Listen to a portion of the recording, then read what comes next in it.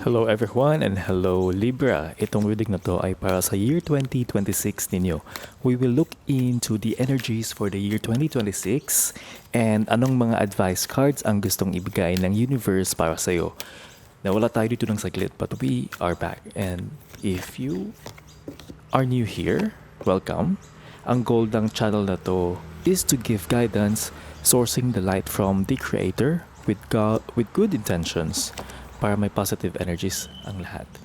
Please follow or subscribe. Sobrang importante ng inyong suporta para ma-continue natin ang readings dito.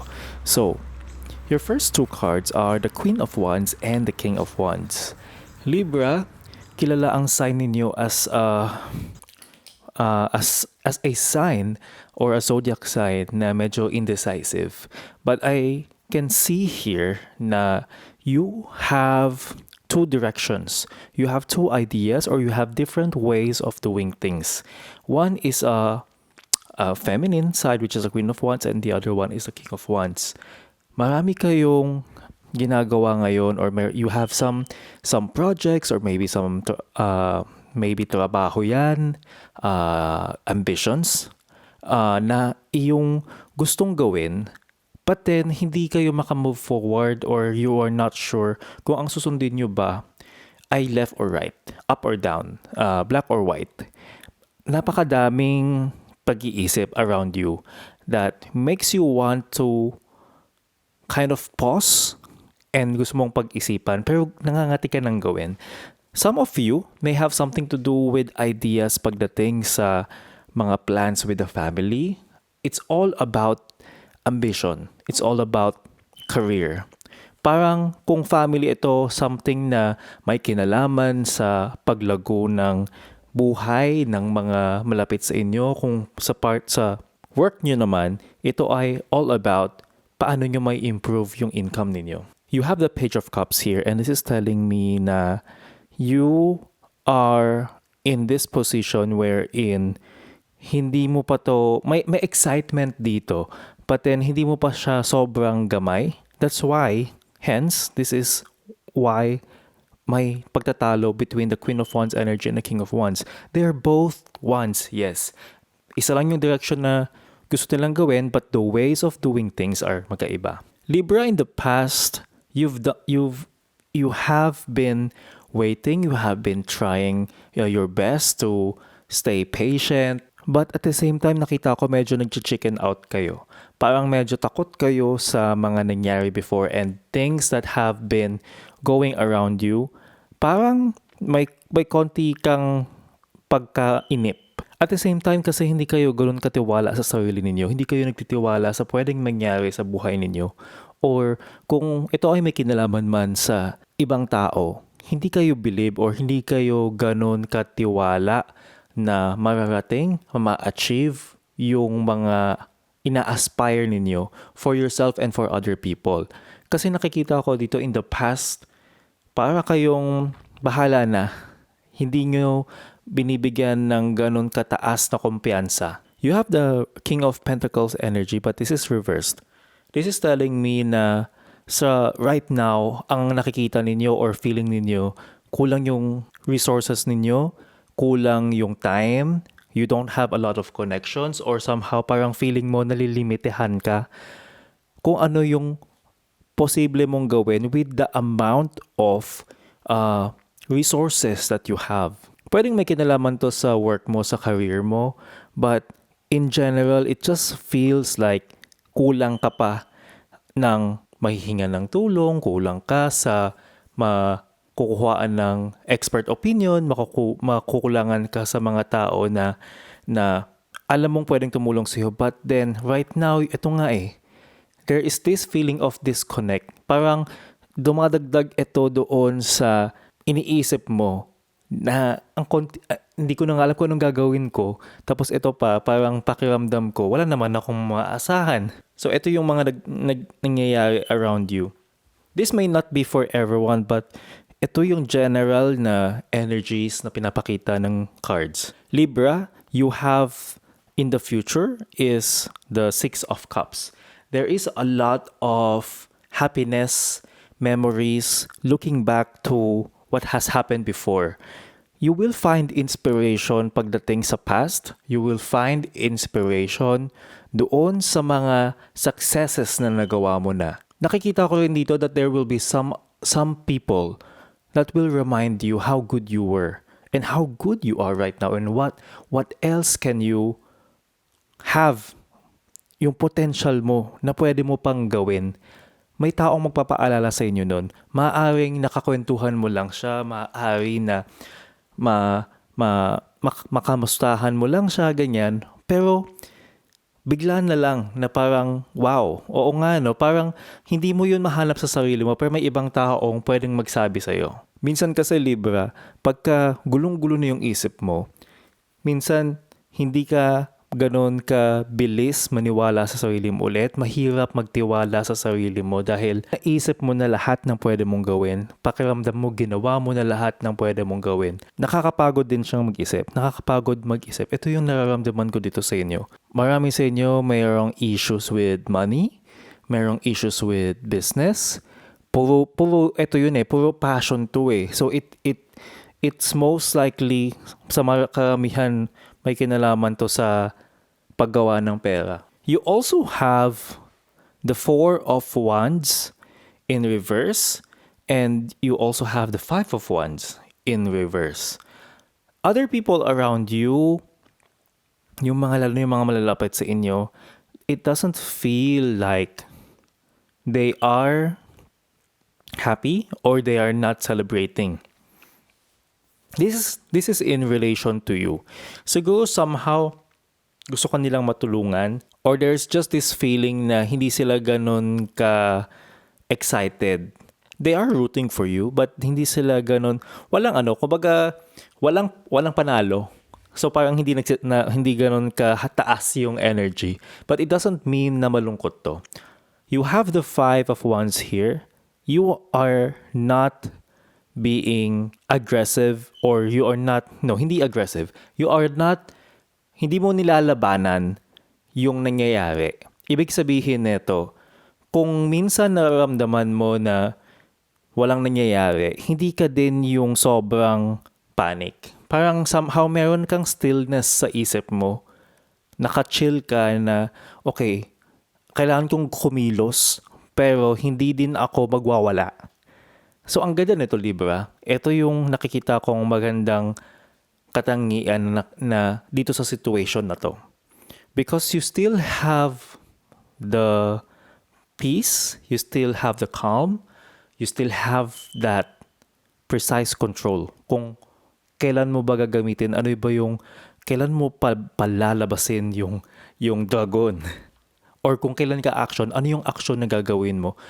Naka-control ka. Libra, you have the Sun in reverse in your advice position.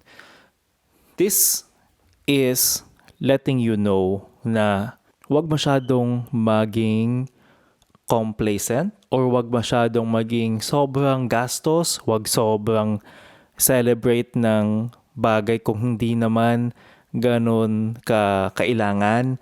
Pangalawa, kung alam mong medyo tagilid ngayon, maging conservative ng konti. Tamang adjust.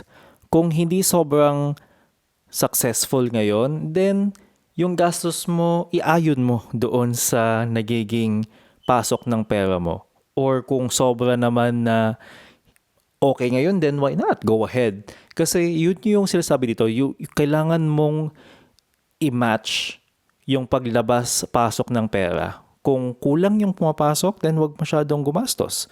Kung tingin mo naman ay medyo nakaluwag-luwag ng konti, then maybe you can celebrate a little bit. Maybe pwede kang gumastos ng konti. So, it's just reminding you to be not as waldas. Kung alam mo yun, wag OA sa gastos. Just be conservative kung kakayanin mo. Because there is this sense of reminder na hindi laging sa lahat ng oras mayaman ka. Hindi laging sa lahat ng oras ay pwedeng mong gawin ang lahat. Yung iba sa inyo, pwedeng hindi naman problem yung money But there are certain limitations around you. And yung limitations na yon, ang somehow it's making you feel kulang ka, it's making you feel like you're not living to the highest possible way. Kung sa inyo ang reading na to, please subscribe, hit the like button if you are on YouTube, and follow kung kayo naman ay nasa Facebook. Huwag niyo po kalimutan i-share ito sa mga kilala ninyo na kailangan ng reading. Maliit na bagay lang to support this channel para blessings lang ang umiikot sa community natin. Libra, your first advice card is attracting, not chasing. Anything or anyone you chase after will run the other way because of the fears underlying chasing energy. Instead, attract what you need by sending out love, gratitude, and welcoming energy. So sa mga pinagdadaanan mo ngayon, Libra, and this is very universal, and sobrang pasok tong advice cards sa mga cards mo, sa mga energies na nakikita ngayon. Because etong attracting and not chasing, this is hindi na to bago eh. Pero sobrang pasok to doon sa sinabi natin. Wag mong habulin, wag mong masyadong i-worry. You just have to vibrate in love, gratitude to have that blessings, to have those blessings. Kasi kung puro fear ang inaatupag mo, then how are you going to be attracting the same aspirations, ambitions na gusto mong mangyari? Hindi ba? Next advice card is clean energy food. When you fuel your body with a healthful organic diet, you can increase your energy levels and ability to focus. You increase your energy levels. Umulit ako. This automatically leads to more efficiency, better ideas, and a higher vibration which attracts golden opportunities and beneficial relationships. Alagaan mo yung sarili mo. Start with eating right and eating healthy foods. Kailangan mo alagaan ang sarili mo to keep your energy high and your vibration to the highest level. Because when you are vibrating in that, then alam mo, you are ready to welcome, you are ready to receive yung mga makakatulong sa'yo. And that's why importante yung clean energy food. So alam mo niyan kung ano yung mga sinasabing mga healthy, dun ka. Your next advice card is divine timing. The divine brings things in the timing that we need. Nothing comes before we are prepared, nor leaves too early. May I always trust your perfect and holy timing, dear Lord. So, kung opportunity ba ang hinahanap mo, kung you are looking for a big promotion, then kailangan handa ka na. And those things will come to you pag ikaw ay andun na at nakaabang. Next advice card is positivity.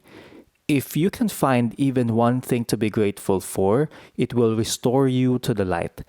Please, dear God, let me always feel gratitude for something, even a tiny thing, in even the hardest situations. So always find that positivity.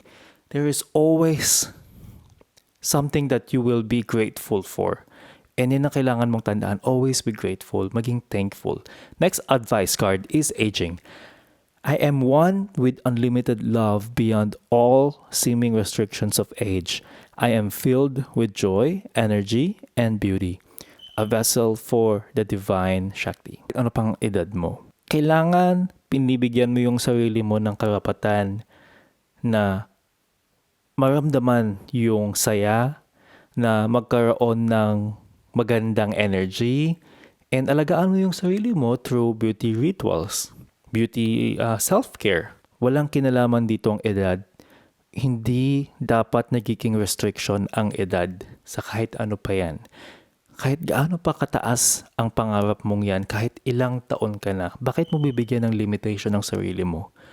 Kung ikaw ay estudyante and gusto mong magkaroon ng isang malaking business, anong pumipigil sa'yo?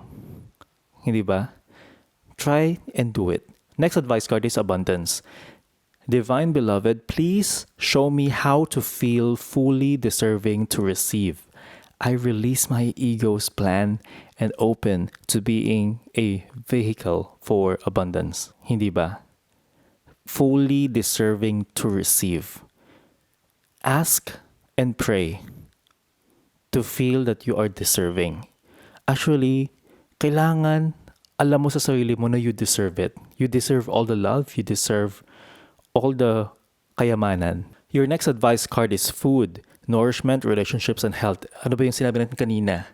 Clean energy food, di ba? At the same time, kailangan yung mga kasama mo, yung mga lagi mong na kaibigan na lagi mong kakwentuhan, dapat yung relationships na meron mo, they are also very good energy. Ibig sabihin, walang backstaban, you all wish each other well. Kung puro chismisan, you know guys, ang chismis, mababang energy yan. So you need to always keep thinking, feeling, speaking, hearing, good thoughts lang. Lahat ng magagandang pwede mong sabihin, yun lang. Kung negative yan, you don't need it.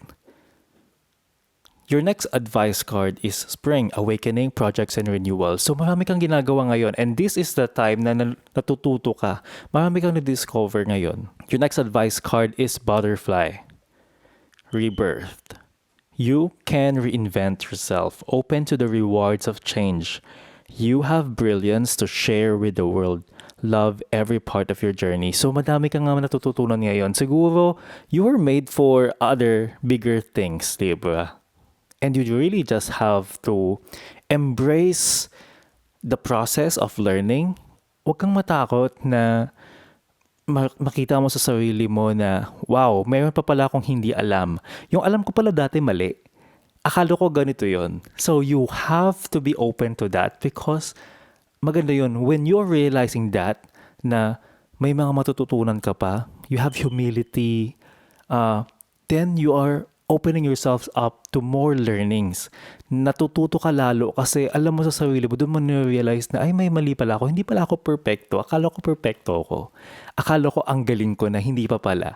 So if you have that, sobrang perfect nun, sobrang ganda nun. Your next advice card is Dragon, Supernatural. You are the ancient wise sage. You can shapeshift at will. Mastery is your destiny. Rise will with dignity. So, you are meant to really do things. You are matalino ka, ang dami mo pwedeng gawin, so don't lose that.